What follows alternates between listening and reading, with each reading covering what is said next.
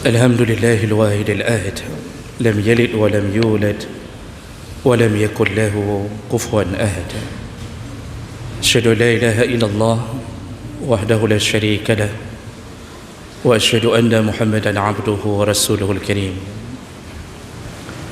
اللهم صل وسلم على نبينا وسيدنا المصطفى محمد وعلى آله وأصحابه أجمعين أما بعد فيا عباد الله أوصيكم وإياي بتقوى الله فقد فاز المتقون أعوذ بالله من الشيطان الرجيم بسم الله الرحمن الرحيم يستخفون من الناس ولا يستخفون من الله وهو معهم إذ يبيتون ما لا يرضى من القول وكان الله بما يعملون محيطا صدق الله العظيم. Segala puji bagi Allah, kemudian salawat dan salam pada Rasulullah, pada keluarga dan seluruh sahabat-sahabatnya. Jemaah Jumaat yang Allah muliakan insya-Allah. Salah satu daripada sifat Allah Subhanahu wa taala yang disebutkan oleh Nabi sallallahu alaihi wasallam, yaitu Allah itu Maha Pemalu. Allah itu punya sifat sangat pemalu. Dan malunya Allah tentu tidak sama dengan malunya manusia. Laisa kamitslihi syai'. Tidak ada satu pun di antara zat Allah yang bisa menyerupai makhluknya. Nabi sallallahu alaihi wasallam menyebutkan dalam beberapa riwayat, di antaranya dalam hadis riwayat Abu Daud dari Salman Al-Farisi, Rasulullah mengatakan, Inna Allah tabaraka wa ta'ala hayyun karimun yastahyi min 'abdihi iza rafa'a yadayhi ilayhi yarudduhuma sifran. Kata Nabi, sesungguhnya Allah tabaraka wa ta'ala hayyun karimun. Allah itu sungguh maha pemalu dan maha mulia. Dan Allah malu sekali ketika hamba mengangkat tangannya meminta sesuatu kepada Allah dan tangan itu kembali ke bawah dalam keadaan kosong. Artinya, dengan kebesaran Allah, kemuliaan Allah, Allah malu sekali kalau tidak mengabulkan permintaan hamba. Allah maha kaya, Allah punya segala-gala, maka Allah sangat malu ketika hamba meminta yang sedikit darinya lalu Allah tidak memberinya. Yang hinan tersebut, Allah punya sifat sangat malu dengan kebesarannya.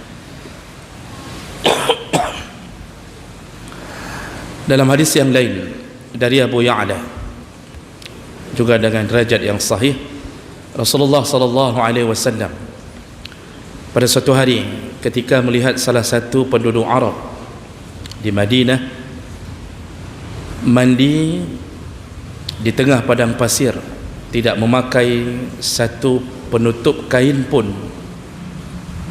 Lalu kemudian Rasulullah ketika datang waktu salat, selesai salat, Rasulullah langsung berdiri di atas mimbarnya.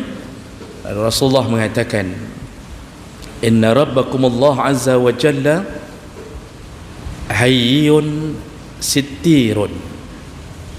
Sesungguhnya Allah subhanahu wa ta'ala maha pemalu dan sittir. Allah itu maha menutupi aib.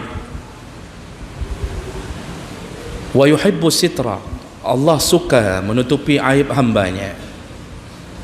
Faman igtasala ahadukum falyastatir. Kata Rasulullah, kalau begitu maka siapapun di antara kalian yang sedang mandi, maka tutuplah diri kalian, kata Allah. Yang jadi Allah dalam keterangan Nabi, nyan male menyogetanyo tamano dalam keadaan telun di ke kawan ramai. Tapi para ulama mengatakan kalau kita punya kamar mandi yang sudah tertutup seluruh penjuru mata angin, wadah miyup wiunun ke ngalikut kametup mandum, dan itu bisa dianggap pakaian bagi orang yang mandi.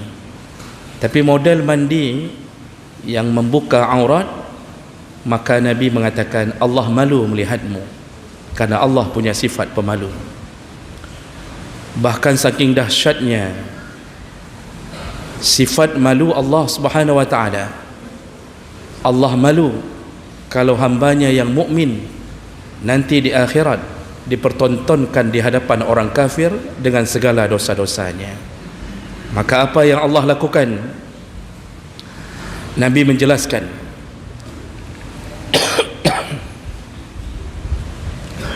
kata Rasulullah sallallahu alaihi wasallam, ketika datang yaumul hisab, wa yudnil mu'min, seorang mukmin akan didekatkan kepada Allah.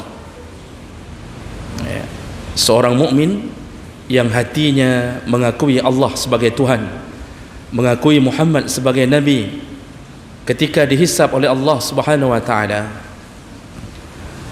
maka Allah akan dekatkan mukmin itu kepadanya. Wa yad'a kanafahu alaihi, lalu Allah tutup antara dia dengan mukmin itu. Jadi getup oleh Allah dengan selimut, yang selimut itu kemudian menjadi penghalang dari penglihatan semua orang di padang mahsyar. Jadi ada hanya antara kita dengan Allah saja. Kalau ulama tafsir hadis menyebutkan bagaikan seekor induk ayam yang membuka sayapnya untuk menutupi anak-anaknya di dalam sayapnya. Menan ke kira-kira. Jadi Allah menutup hamba yang mukmin, berbicara dengannya di dalam selimut khusus yang dibentang oleh Allah Subhanahu wa taala. Lalu Allah bertanya kepada mukmin ini setelah Allah nampakkan catatan amalnya. Allah mengatakan, "Ata'rifu zamba kaza?" Bukankah dosa ini yang kamu lakukan dulu? Ata'rifu zamba kaza? Bukankah dosa itu yang kamu lakukan dulu? Semua ditanya oleh Allah. Lalu mukmin ini mengatakan, "Naam ya Allah, betul ya Allah. Aku di dunia melakukan dosa ini, dosa itu. Terlalu banyak dosa yang dinampakkan oleh Allah Subhanahu wa taala." Lalu kemudian wa yara nafsahu annahu halak, dan dia melihat bahwa dia akan binasa, artinya dia akan masuk neraka. Lalu Allah Subhanahu wa taala mengatakan, "Laqad satartuha 'alaika fid dunya wa ana aghfiru laka al-yawm." Wahai hambaku, dulu di dunia aku tutupi dosa-dosamu, maka hari ini semua dosamu ku ampunkan. Artinya, waktu engkau melakukan dosa di dunia, cukup banyak yang aku tutupi, kata Allah. Cukup banyak orang yang hari ini melakukan dosa kepada Allah, disembunyikan oleh Allah, tidak dibongkar, tidak dilihat. Orang-orang berzina di dalam kamar-kamar hotel, tidak ada yang melihatnya. Lalu besoknya dia melakukan lagi, tidak ada yang melihatnya. Orang-orang berjudi di media-media online, duduk di salah satu sudut kedai kopi, tidak ada yang tahu apa yang dia lakukan. Orang-orang melakukan maksiat dimanapun, bahkan orang kampungnya pun tidak tahu. Allah tidak bongkar. Kalau dia seorang mukmin, Allah malu. Allah punya sifat malu.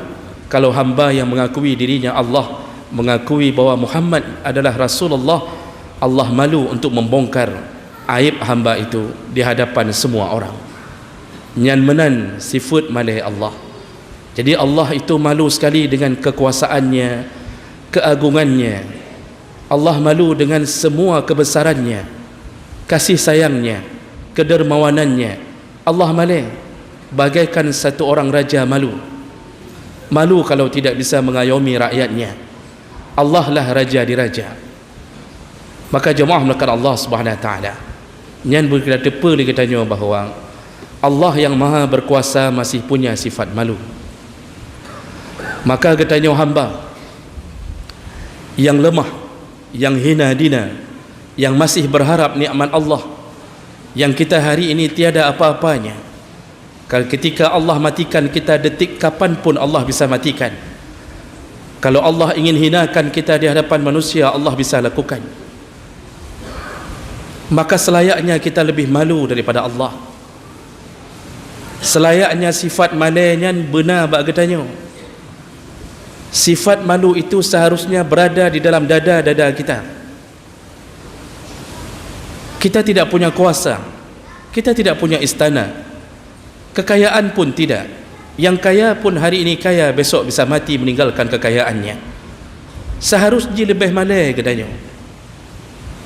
Tapi sayangnya hamba hari ini, bahkan hamba yang lemah pun, yang orangnya sehat tinggal sakit pi hana malai. Seorang hamba yang tidak tahu kapan kematiannya datang pun tidak ada rasa malunya kepada Allah. Allah mewujudkan rasa malu untuk melindungi hamba. Allah malu kalau doa hamba tidak diterima karena kekayaan Allah. Allah malu kalau seorang hamba telanjang di hadapannya. Tapi hamba tidak malai. Hana malai sapu di ke Allah. Rasulullah sallallahu alaihi wasallam mengatakan, al-imanu bid'un wa sittuna syu'bah. Iman itu ada 60 sampai 70 cabang. Wal haya' minal iman, dan salah satu cabangnya adalah al-haya', yaitu rasa malu. Maka orang yang punya rasa malu berarti ada imannya. Dalam hadis yang lain Rasulullah sallallahu alaihi wasallam mengatakan, inna mimma adrakan nas min kalamin nubuwatil ula. Dari Nabi pertama diutus oleh Allah, dari Nabi Adam alaihi salam, seluruh dakwahnya para Nabi itu menasihati umatnya masing-masing dengan mengatakan, fa illam tastahi fa'mal bima syi'ta. Kalau engkau tidak malu, lakukanlah suka-suka. Menyoh hana malai ke pebuk juga galak-galak. Dalam hadis riwayat Bukhari, Rasulullah sallallahu alaihi wasallam menyebutkan, al-haya' la ya'ti illa bi khair. Rasa malu itu selalu mendatangkan kebaikan. Maka orang kalau punya rasa malu, biasanya orang jigot, dia pelihara rasa kehormatannya, ada iffah, sekaligus ada izzah, na rasa mulia. Tapi orang kalau kagadah rasa malu, sudah hilang rasa malu, maka tidak ada lagi kemuliaan. Dia tidak jaga lagi kehormatan.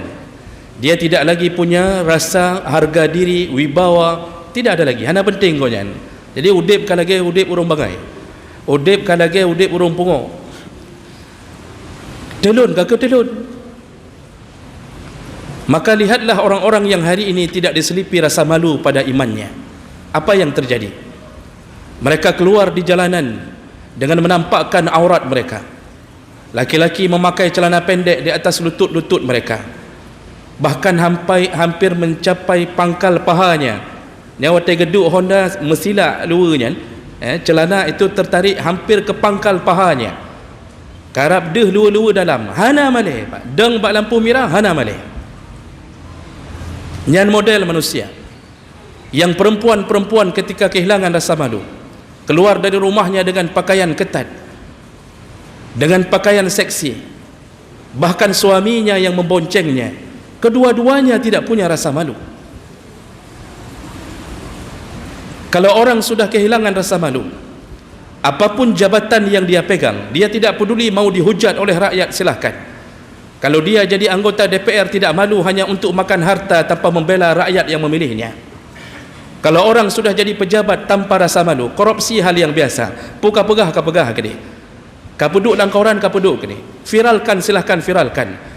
Dia tidak malu, divideokan orang dia makan harta haram di tengah jalan, divideokan orang dia tidak malu. Menyogok tidak malu untuknya, menerima uang sogok pun tidak malu. Orang kalau sudah tidak ada iman dengan rasa malunya, mengatakan sesuatu yang seharusnya itu perlu rasa malu, tapi dia tidak malu. Dia akan katakan, nyo hansip, perlepeng rukuk, perlepeng nyo, perlepeng jih. Padahal ongkos buat kartu itu memang tertuh 50 ribu. Tapi menyohana malai dia berani mengatakan, yang tambah bacut tek dengan peng rukuk, peng nyo, peng jih. Padahal di urung pegak kartu pi menghana rukuk pi hana goyan. Subhanallah. Maka paling bahaya manusia ketika hilang rasa malunya. Menyomalai kahana dalam dada. Urang lain di semayang Jumaat, getanyo tadang meteng tamekat bak tempat mekat getanyo. Di urang dia lewat-lewat. Malai bahana, hana malai. Makanya ketika rasa malu hilang, maka mulailah bermunculan maksiat. Kalau suami tidak punya malu, maka dia biarkan istrinya bermaksiat. Dia biarkan istrinya berjoget-joget di depan TikTok.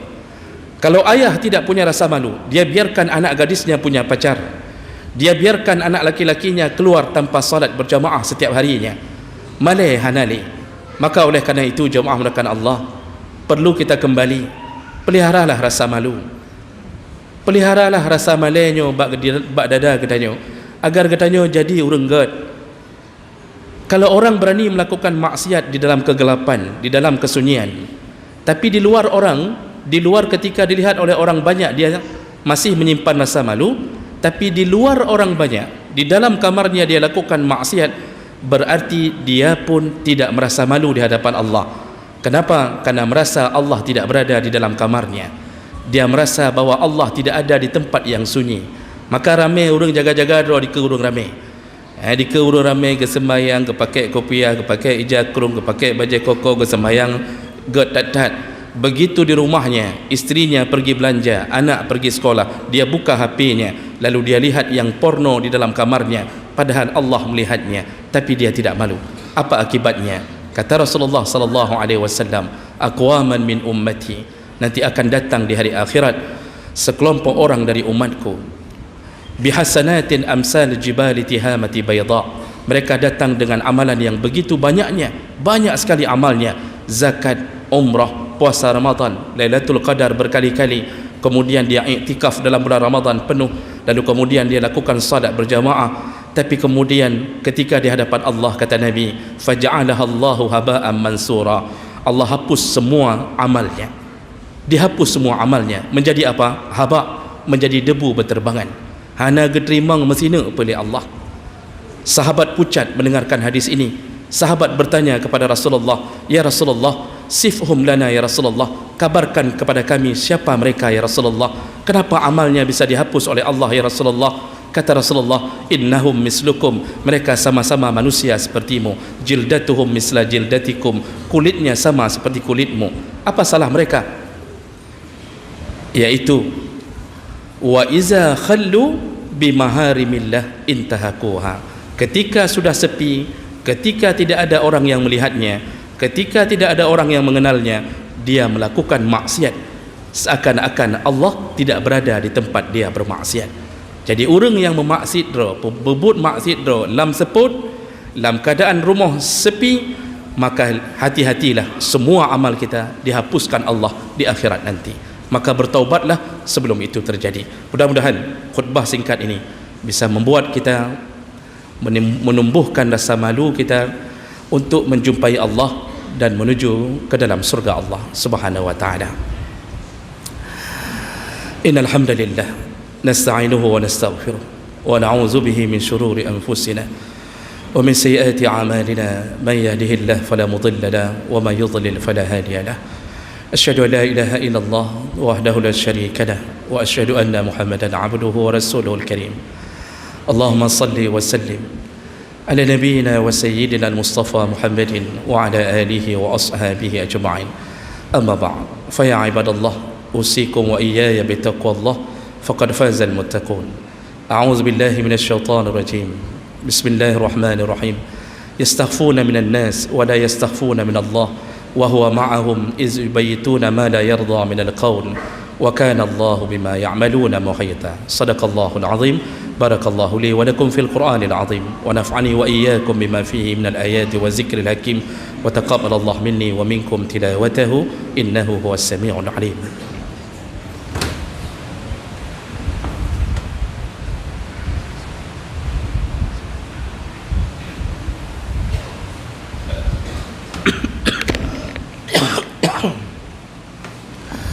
Alhamdulillahi Rabbil Alamin wa bihi nasta'in ala umuri dunya waddin. Asyhadu an la ilaha illallah wahdahu la syarika lah wa asyhadu anna Muhammadan 'abduhu wa rasuluhul karim. Allahumma salli wa sallim ala nabiyyina wa sayyidina al-Mustafa Muhammadin وعلى آله وأصحابه أجمعين. أما بعد، فيا عباد الله اتقوا الله حق تقاته ولا تموتن إلا وأنتم مسلمون. أعوذ بالله من الشيطان الرجيم. بسم الله الرحمن الرحيم. إن الله وملائكته يصلون على النبي يا أيها الذين آمنوا صلوا عليه وسلموا تسليما. اللهم اغفر للمسلمين والمسلمات والمؤمنين والمؤمنات الأحياء منهم والأموات، وتابع بيننا وبينهم بالخيرات، وتقبل يا سميع قريب مجيب الدعوات. اللهم أعنا على ذكرك وشكرك وحسن عبادتك. ربنا آتنا في الدنيا حسنة وفي الآخرة حسنة وقنا عذاب النار. والحمد لله رب العالمين، ولذكر الله أكبر والله يعلم ما تصنعون.